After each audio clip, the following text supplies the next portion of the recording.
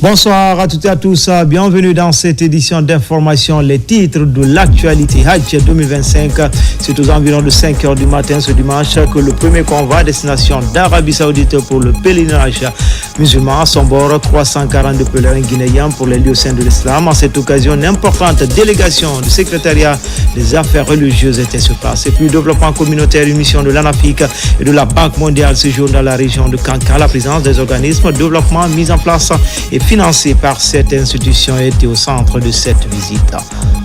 Enfin, Noblard, la semaine des sports de combat s'ouvre au bataillon spécial de Conakry. Cet événement sportif se veut vecteur de rassemblement et de cohésion sociale. C'est également une forte mobilisation qui allie rigueur militaire et passion des arts martiaux. Voilà pour le sommaire. Encore une fois, bonsoir à tous. Tout d'abord, mise en œuvre du programme Simandou 2040. Le président du comité stratégique Djiba Diakité vient de présider une rencontre de haut niveau sur la création du Fonds souverain de la République de Guinée. L'événement a rassemblé un panel de hautes personnalités guinéennes et étrangères. Oumar Bari.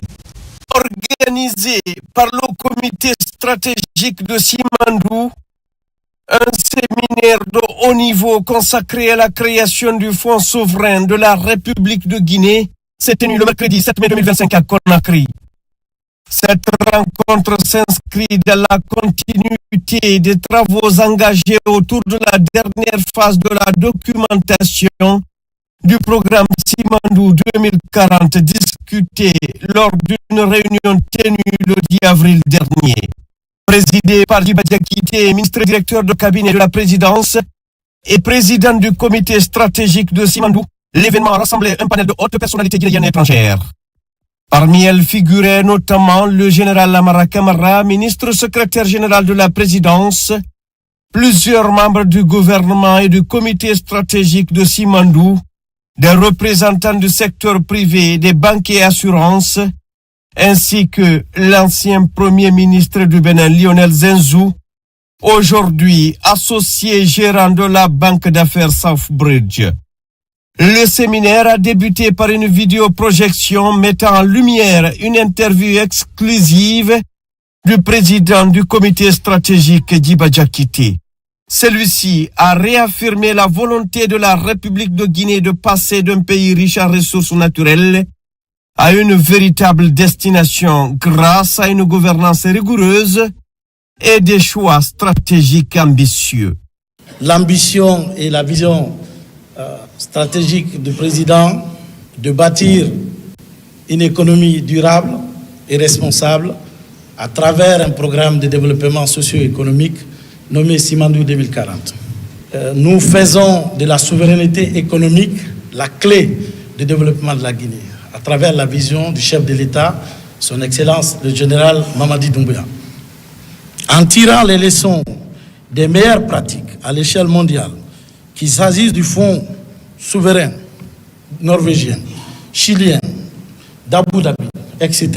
La Guinée se dote aujourd'hui d'un véhicule stratégique pour sécuriser et valoriser, orienter ses excédents, des ressources exceptionnelles, notamment celles issues du secteur extractif. Nous avons bien compris que les mines ne développent pas un pays.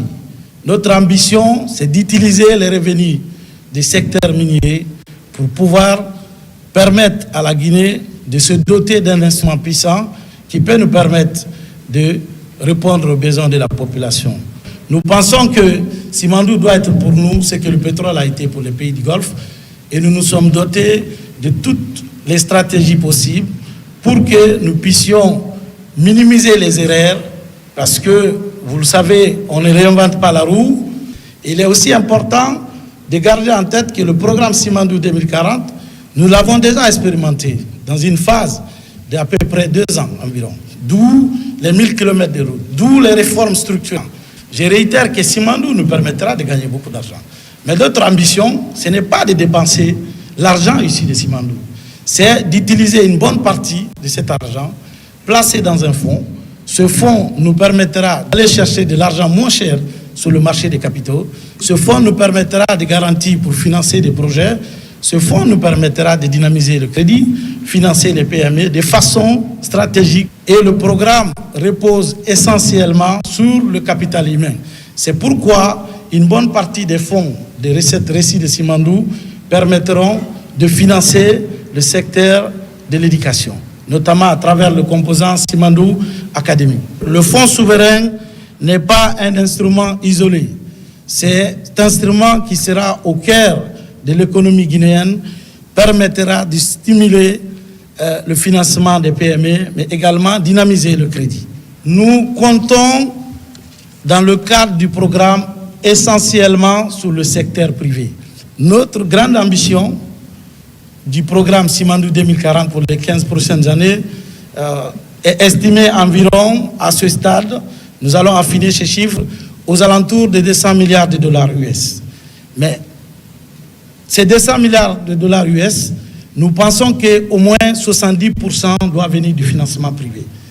C'est à peine 30% qui doit être financé par l'État. Donc ça veut dire que le président général Mamadi Doumbouya ouvre encore plus d'opportunités pour le secteur privé. Nous avons parlé des contenus locaux. Pour nous, oui, il faut que les projets structurants de notre pays, au-delà des mines, permettent de donner des emplois aux Guinéens. Pas juste des emplois de niveau plus bas, mais du top management des grandes entreprises.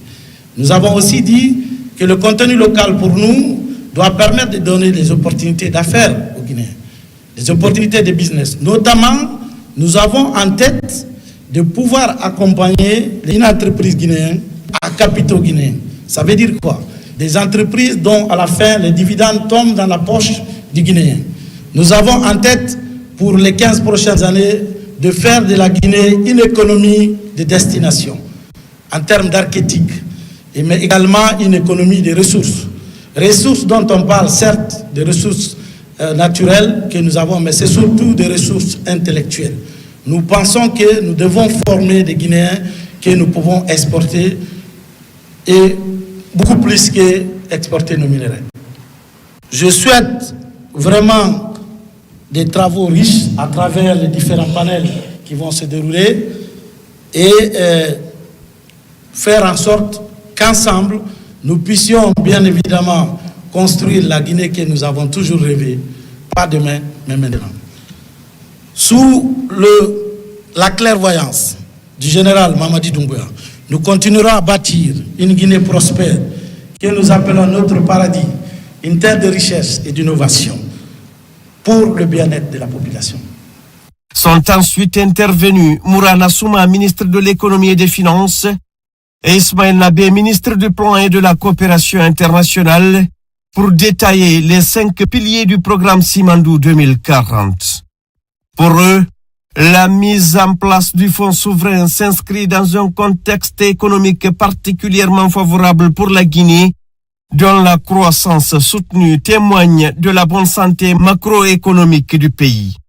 Portée par une gestion rigoureuse et des réformes structurantes, l'économie guinéenne affiche un taux de croissance remarquable, renforçant ainsi la crédibilité et la pertinence des ambitions portées par le programme Simandou 2040. Nous pouvons retenir, avec la rigueur de gestion, que le président, le général Mamadi Doumbouya, a impliqué depuis 3 ans et demi, la Guinée a renoué avec un niveau de croissance économique record, nous amenant en 2025 à près de 7,1% de variation. Cela est une preuve tangible d'une santé d'une économie en dynamique qui est en croissance continue. Cette croissance sera portée en 2026 à 2 chiffres, aux alentours de 10%. C'est un pari gagné. Il faut également citer un autre indicateur important, c'est le taux d'inflation qui est totalement maîtrisé. On a quitté un taux d'inflation de 2 chiffres. Là, on est en 2025 à 3%. Le niveau d'endettement de l'État on est en dessous du taux de 40%, l'un des plus maintenus en Afrique. Nous pouvons aussi citer le resserrement des primes d'échange entre le marché officiel des devises et le marché parallèle. On parle de la stabilité du franc guinéen, c'est parce qu'il y a une tendance de resserrement entre le prix des devises au marché officiel et le prix des devises au marché parallèle. Nous avions été classés 2 années successivement par la Banque mondiale comme étant les pays les plus performants en termes de décaissement. Avant, il y a 3 ans, le budget national de développement, on n'avait jamais 35% des investissements. Aujourd'hui, on est à près de 50%. 50% en termes d'investissement qui sont gérés par le BND. Et ça, c'est une prouesse, c'est une action d'autorité qui nous induit dans une dynamique de réalisation plutôt des résultats tangibles en termes de construction des routes, en termes de construction d'infrastructures, qui sont un peu les conséquences d'un cadre macroéconomique totalement stable. Au jour d'aujourd'hui, nous avons une centaine de projets. Au-delà de ces réformes, au-delà de ces projets, il y a 14 secteurs de croissance qui vont tirer notre économie. Comme le chef de l'État, le général Mamadi Doumbouya aime le dire, on veut utiliser les mines et comme le Moyen-Orient, le Golfe a utilisé le pétrole pour le décollage économique pour que la Guinée soit un pays émergent. L'un des catalyseurs du programme Simandou 2040, c'est le projet Simandou. Donc on est conscient que c'est ambitieux, on est conscient qu'il y a beaucoup de travail à faire, on est conscient quand on va se donner la main qu'on peut relever ce défi sous l'égide du chef de l'État.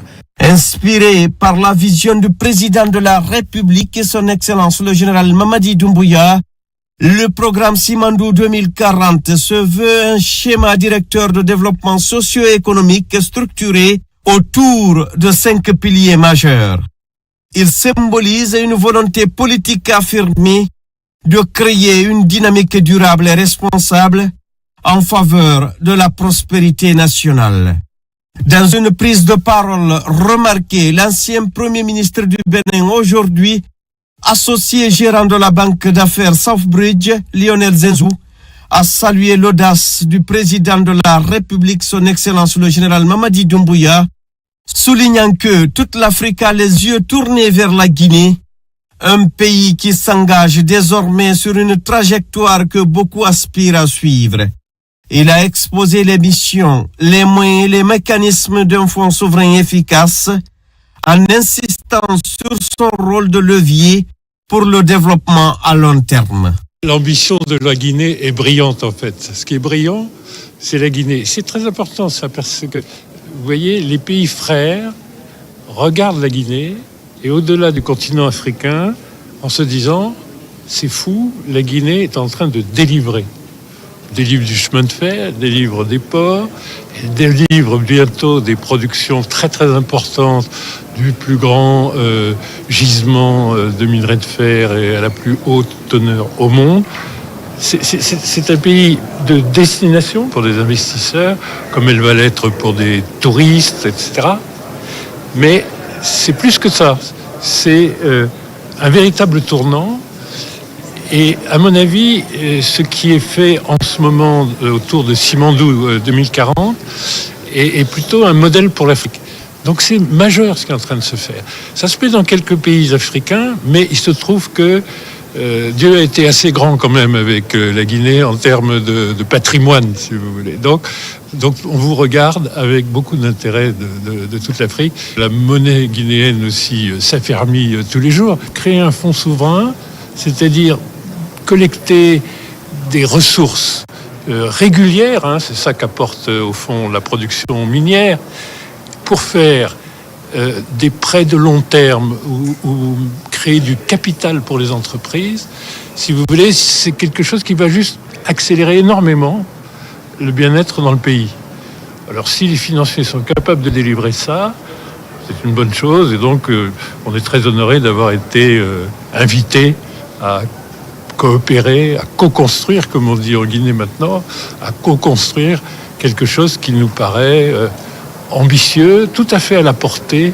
Et vous savez, tous les pays d'Asie qui se sont magnifiquement développés, qui sont devenus des vrais pays émergents, ont réussi à créer des fonds souverains, créer du capital, créer de la valeur. Et donc, la Guinée rejoint en fait les pays émergents. 3 avocates collaborant avec Southbridge ont ensuite enrichi les débats par une présentation approfondie des concepts clés, des enjeux et des études de cas en lien avec les fonds souverains à travers le monde. Leurs recommandations en matière de gouvernance, de transparence et d'intégrité ont été saluées comme essentielles pour garantir la réussite du futur fonds guinéen. Nos recommandations principales en termes de transparence, c'est que la Guinée, au moment où le fonds souverain sera créé, d'adhérer au principe de Santiago, parce qu'ils correspondent à un code de bonne pratique. Et c'est quelque chose qui attirera les investisseurs étrangers. Également, nos recommandations, c'est par exemple que le fonds reste indépendant, même s'il sera détenu par l'État. Il est important que, même si c'est un instrument à la fois politique et pour le peuple guinéen, il est aussi important qu'il reste indépendant dans sa gestion. Nous sommes très optimistes, nous pensons que vraiment c'est en très bonne voie. La coopération entre toutes les parties prenantes du secteur privé, la volonté politique claire aujourd'hui de par la présence des ministres et tout ça nous paraît en très bonne voie. Le gouverneur de la Banque centrale de la République de Guinée, Dr Karamo Kaba, représenté par le vice-gouverneur Mohamed Lamine Conté, a expliqué le rôle institutionnel stratégique que jouera la BCRG dans l'opérationnalisation du fonds souverain. Cette implication marque l'importance d'une architecture financière solide et cohérente autour du programme Simandou 2040. La création d'un fonds souverain en Guinée jouera un rôle catalyseur pour le développement de notre secteur financier. Elle contribuera en effet à la diversification du paysage financier guinéen, notamment dans les infrastructures cruciales pour l'émergence de notre économie. Il est reconnu que les fonds souverains jouent un rôle catalyseur dans le développement des marchés de capitaux locaux. La Banque centrale de la République de Guinée, garante de la stabilité financière, devra avoir un rôle central à jouer à la fois dans la promotion, la régulation et la surveillance de ces institutions pour qu'elles puissent assumer pleinement leurs fonctions respectives et avoir le crédit confiance qu'il leur faut auprès des bailleurs de fonds. Les acteurs présents à cette rencontre ont salué l'initiative d'instaurer un dialogue stratégique avec le système bancaire guinéen et le secteur privé dans le but de mobiliser les contributions de chacun pour la création du fonds souverain, appelé à jouer un rôle d'amorçage essentiel dans la mise en œuvre du programme Simandou 2040. Le fonds souverain permettra d'investir sur le développement actuel de notre pays et le développement futur. Et si vous écoutez les professionnels, tous les pays du monde, aujourd'hui, les pays qui ont une capacité financière essaient de mettre en place des fonds souverains. Il y a beaucoup de critères à remplir d'abord pour la création du fonds souverain, c'est-à-dire attirer les investisseurs, mais aussi passer par d'autres créneaux pour que le fonds souverain soit mis en place et que les projets de développement socio-économique de la Guinée soient financés à moyen terme, à court terme, mais aussi à long terme. Nous sommes un pays minier. Les mines, comme vous le savez, c'est une substance qui ne dure pas longtemps. Aujourd'hui, nous devons garantir la génération future. Nous sommes dans un élan budgétaire aujourd'hui qui nous permet d'engranger des recettes et de les dépenser chaque année. Et nous n'avons pas de fonds aujourd'hui pour garantir l'avenir. Alors, ces discussions sont très utiles, sont très fructueuses, parce que nous avons des experts qui sont avec nous. ce fonds aujourd'hui, qui fait partie aujourd'hui du Simandou 2040, avec les 5 piliers, cela va nous permettre de démarrer le développement du pays. Et ceci vraiment est exceptionnel. Tout ça, c'est sous la vision du chef de l'État, le général Mamadi Doumbouya. Le président de la République, le général Mamadi Doumbouya, veut bâtir une économie durable et responsable à travers ce programme de développement Simandou 2040, en garantissant une souveraineté économique et financière clé du développement de tout pays. S'agissant du fonds souverain, il s'agit d'orienter les excédents de ressources exceptionnelles, celles issues de l'exploitation des ressources naturelles, dans un fonds pour les générations actuelles, mais aussi et surtout futures. La rencontre riche en échanges et en contributions de qualité a été conclue par le ministre Ismaël Nabé, qui a réaffirmé l'engagement de l'État à concrétiser cette initiative dans les meilleurs délais. La création du Fonds souverain de la République de Guinée représente une étape majeure vers la réalisation des ambitions du programme Simandou 2040 et une preuve tangible de la volonté de bâtir un avenir prospère pour la nation. Comme annoncé dans les titres, Hajj 2025, c'est aux environs de 5 heures du matin ce dimanche que le premier convoi à destination d'Arabie Saoudite pour le pèlerinage musulman s'est envolé. À son bord, 342 pèlerins guinéens pour les lieux saints de l'islam. À cette occasion, une importante délégation du secrétariat des affaires religieuses était sur place pour s'assurer du bon déroulement de cette opération. Marwan Kamara.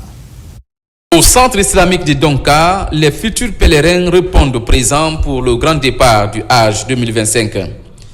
Après plusieurs heures consacrées aux formalités administratives, le premier convoi prend la direction de l'aéroport international Ahmed Sékou Touré. Sur place, une fois les documents vérifiés, les pèlerins sont enfin prêts à s'envoler vers l'Arabie Saoudite pour accomplir le 5e pilier de l'islam.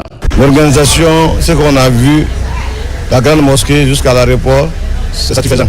Nous remercions le ministre de l'affaires religieuses parce que vraiment on n'a pas eu de problème. La formalité jusqu'à là où nous sommes. Et nous remercions le président de la République, l'effort qu'il a fourni pour nous. Vraiment on est très contents. Le début ça va, on n'a pas souffert. Les guides nous ont appelés très tôt le matin pour nous rappeler d'être à Faisal. Et quand on est venu, on n'a eu aucun souci. Si ça continue comme ça, vraiment, on est vraiment bien. Comme chaque année, la mobilisation est impressionnante. Plus de 10 000 candidats au pèlerinage sont inscrits, repartis en 3 convois approuvés par les autorités saoudiennes. Le secrétariat général des affaires religieuses supervise et encadre l'ensemble du processus afin d'assurer un déroulement optimal du Hajj. Je suis là accompagné par mes cadres pour représenter M. le Président de la République, chef de l'État, chef suprême des armées. Je vais venir accompagner les pèlerins guinéens. Dans 8 heures, l'Arabie Saoudite accueillera le premier combat de la Guinée. Le président m'a chargé, à travers son premier ministre, chef du gouvernement, M. Amadou Ouriba, de transmettre sa haute salutation à tous les pèlerins et de leur souhaiter bon voyage au nom du peuple de Guinée, au nom de toute la nation guinéenne. Et par la grâce de Dieu, 342 pèlerins doivent quitter tout de suite pour aller s'acquitter des obligations religieuses. Le pèlerinage à la Mecque reste un moment fort dans la vie de tout musulman. C'est une occasion unique d'approfondir sa foi, de renouveler ses engagements spirituels et de rechercher les grâces divines. Recensement biométrique à vocation d'état civil, la FRIA, les citoyens se mobilisent. Un carnaval et meeting de sensibilisation sur l'importance de ce acte citoyen sont organisés pour interpeller les consciences. C'est une synergie signée du conseiller personnel du chef de l'État et du mouvement FRIA Langoundé. Les détails avec Marwan Kamara, Mohamed Lamine Kaba. Les populations des Fria passent à la vitesse supérieure pour accélérer le programme national de recensement administratif à vocation d'état civil. L'initiative s'inscrit dans la poursuite de la tournée de sensibilisation du conseiller personnel entamée depuis plus d'un mois dans les différentes localités du pays. Ici à Fria, le programme est piloté par le mouvement Fria Langoundé à travers Maman Yvonne Kumbassa. Une nouvelle approche pour informer et sensibiliser les citoyens sur les enjeux du processus d'enrôlement biométrique à vocation d'état civil. En tant que fille de Fria, je me suis inscrite dans l'idée de Monsieur le Président de la République pour demander à mes frères et sœurs de se faire recenser. Nous le soutenons. Nous voulons qu'il nous ramène en arrière la ville de Fria, Petit Paris. Cette journée de sensibilisation et de reconnaissance des autorités a mobilisé toutes les couches socio-professionnelles de la préfecture de Fria et environnants. Tous resserrent les rangs derrière les autorités de la transition pour accomplir cette mission citoyenne. Dans les rues de Fria, TMB et sa suite sont motivés à jamais et sont venus prêter main forte à cet événement afin de renforcer la sensibilisation de proximité. Ce recensement est un acte citoyen majeur qui permettra à chacun de jouir pleinement de ses droits civiques et sociaux et à l'État de mieux planifier les politiques publiques. Le général Doumbouya s'est recensé, vous avez vu? Lui s'est recensé. Le préfet de Fria s'est recensé. Nous sommes tous recensés. Aujourd'hui, nous devons absolument nous faire recenser. Les 33 préfectures sont en compétition. Pour le moment, on ne va pas vous dire qui est premier, mais vous devez vous débrouiller pour que Fria soit la première préfecture. Êtes-vous prêts? Oui. Fria s'est recensé? Oui. On va tout à l'heure faire un tour en ville avec monsieur le préfet pour jeter un coup d'œil dans les quartiers, voir comment les choses avancent. Ce rendez-vous de communion initié par El Hadj Thierno Mamadou en collaboration avec le mouvement Fria Langoundé vise à renforcer la cohésion sociale entre les fils de Fria et inspirer d'autres localités pour réussir le pari de fer recensé. Dans le reste de l'actualité, retraite annuelle du ministère de la Pêche et de l'économie maritime à Maf Village. C'est dans la préfecture de Forêt-Caria le terme fédérateur pour cette année. Une équipe soudée pour une économie maritime forte et rendez-vous annuel marqué par un esprit de convivialité et d'échange professionnel. Kadiatou Souleymane Keita. Placée sous la conduite de Madame la ministre de la Pêche et de l'économie maritime, cette retraite a été l'occasion pour les cadres et agents du ministère de se retrouver autour d'un programme intense. C'est dans une ambiance détendue que cette retraite a débuté par les activités de team building pour renforcer l'esprit de corps entre les membres du personnel dans un environnement propice à la collaboration et à la solidarité. Cette retraite nous a permis de renforcer les liens au sein de l'équipe qui accompagne Madame la ministre. Cette équipe nous a vraiment permis de nous outiller en tout ce qui concerne la planification de nos activités prioritaires dans le plan d'action opérationnel, de revoir les défis auxquels notre secteur est confronté, mais également de suivre des formations sur l'élaboration du budget ainsi qu'en exécution. Nous avons pu nous découvrir, nous avons eu des échanges très enrichissants. Nous nous sommes découverts.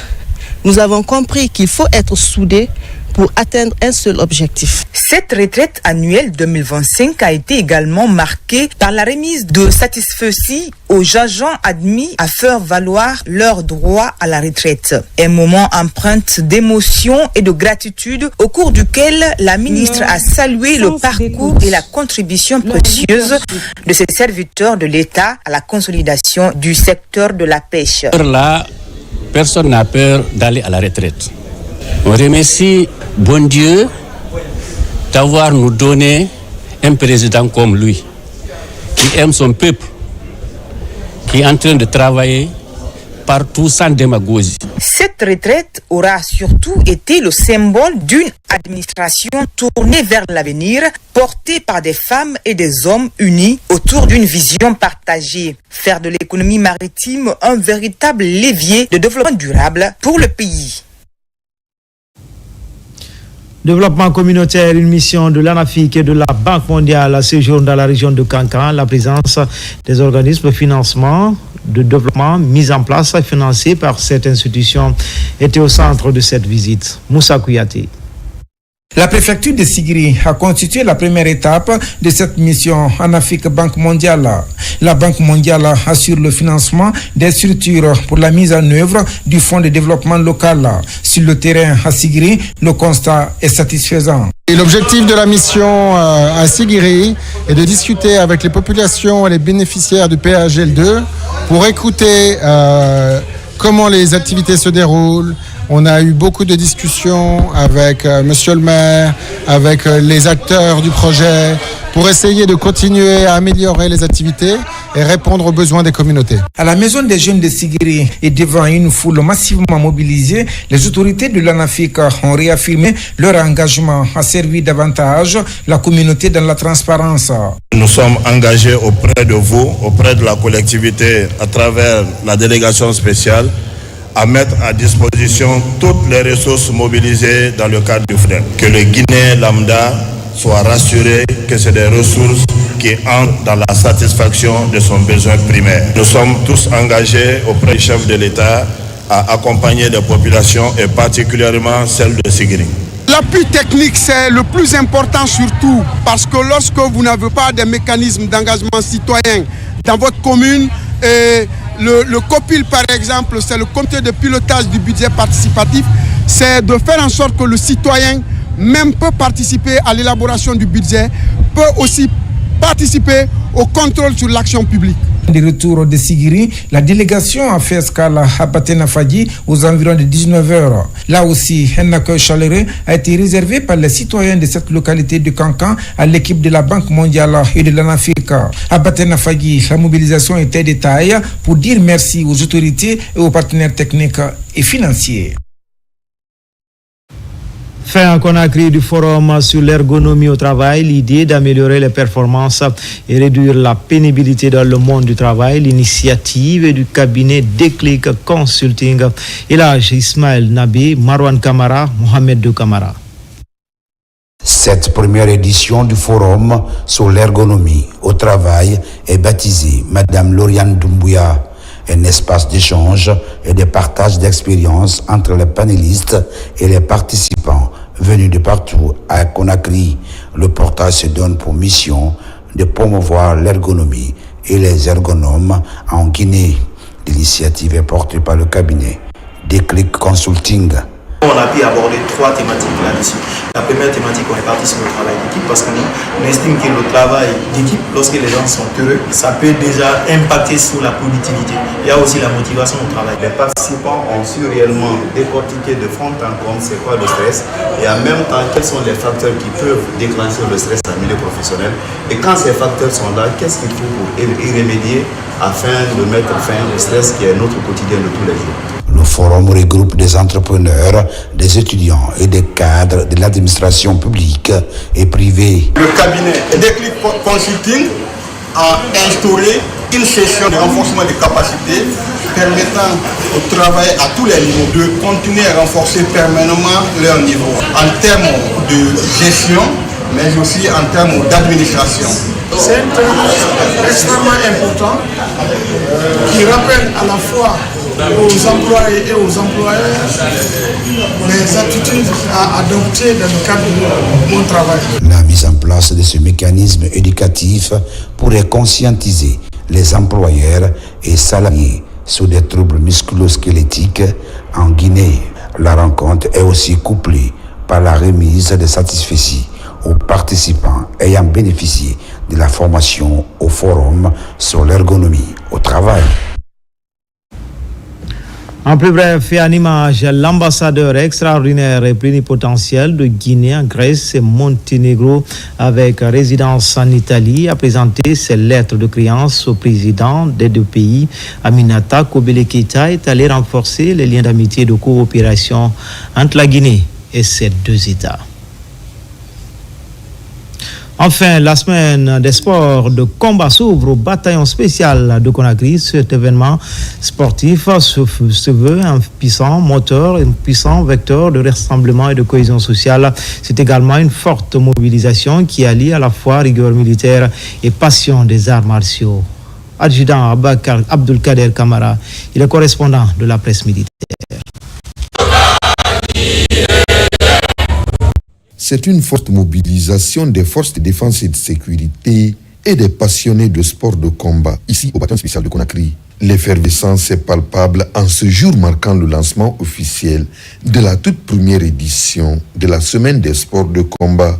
Portée par la Direction générale des sports militaires et paramilitaires, cette initiative d'envergure contribue au renforcement des conditions physiques et mentales des hommes en uniforme, mais aussi consolider les liens entre l'armée et sa population. Le sport militaire n'est pas seulement un moyen d'entretien physique.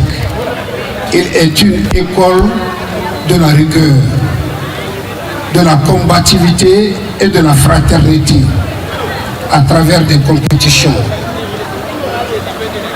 Nous renforçons notre cohésion, testons nos limites et rappelons à chacun l'importance de l'excellence et de la préparation dans le service de la nation. Durant une semaine, les sportifs venus de divers horizons s'affronteront avec détermination dans différentes disciplines des arts martiaux, du judo à la boxe en passant par le karaté et le taekwondo. Je remercie nos encadreurs parce qu'ils ont été très sérieux envers nous. On est très contents. On s'est entraîné pour ça. On voulait avoir une médaille. Merci à l'autorité pour avoir choisi le BSC pour passer les premières manifestations des semaines de sport avec plusieurs disciplines. Je vous souhaite les bienvenus. Le sport occupe une place significative au sein des forces armées guinéennes. Bien plus qu'une simple activité, il constitue un puissant facteur de rassemblement et de cohésion sociale, des valeurs essentielles au développement harmonieux de la société guinéenne. Un esprit qui s'inscrit pleinement dans la dynamique de refondation prônée depuis l'avènement du CNRD. C'était tout pour ce soir. Tout le plaisir a été pour moi de vous servir. L'actualité se poursuit sur le www.rtgguinée.info. À bientôt pour d'autres actualités sur la Guinée, notre paradis, terre de richesse et d'innovation. Inch'Allah.